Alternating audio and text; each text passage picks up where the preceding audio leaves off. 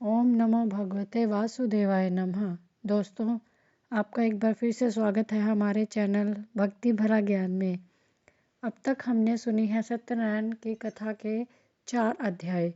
आज हम सुनते हैं सत्यनारायण कथा का अंतिम अध्याय। तो आइए शुरू करते हैं। सूत जी बोले, हे ऋषियों, मैं एक कथा और सुनाता हूँ, उसे भी ध्यानपूर्वक सुनो। प्रजा पालन में लीन तुंगध्वज नाम का एक राजा था। उसने भी भगवान का प्रसाद त्याग कर बहुत ही दुख प्राप्त किया। एक बार वन में जाकर वन्य पशुओं को मार कर वह बड़ के पेड़ के नीचे आया। वहां उसने ग्वालों को भक्ति भाव से अपने बंधुओं सहित सत्यनारायण भगवान का पूजन करते देखा।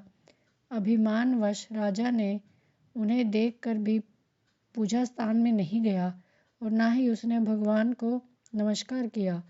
ग्वालों ने राजा को प्रसाद दिया, लेकिन उसने वह प्रसाद नहीं खाया और प्रसाद को वहीं छोड़कर अपने नगर को चला गया। जब वह नगर में पहुंचा तो वहां सब कुछ तहस नहस हुआ पाया, तो वह शीघ्र ही समझ गया यह सब भगवान ने ही किया है। वह दोबारा ग्वालों के पास पहुंचा और विधि पूर्वक पूजा करके प्रसाद खाया तो श्री सत्यनारायण भगवान की कृपा से सब कुछ पहले जैसा हो गया। दीर्घ काल तक सुख भोगने के बाद अपने मरने के बाद उसे स्वर्गलोक की प्राप्ति हुई। जो मनुष्य परम दुर्लभ इस व्रत को करेगा तो भगवान सत्यनारायण की कृपा से उसे धन धान्य की प्राप्ति होगी। निर्धन धनी हो जाता है और भय मुक्त हो जीवन जीता है।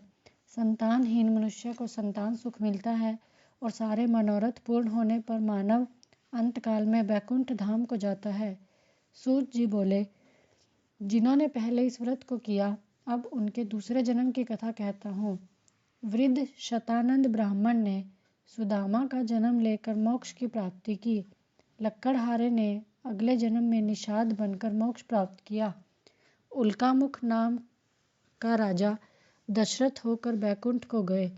साधु नाम के वैश्य ने मोरध्वज बनकर अपने पुत्र को आरे से चीर कर मोक्ष पाया।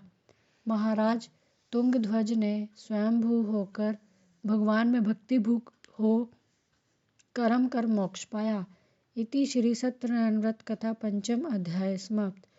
सत्यनारायण महाराज जी के इन अध्यायों का जाप करने से, पाठ करने से वो हमारी सभी इच्छाओं की पूर्ति करते हैं।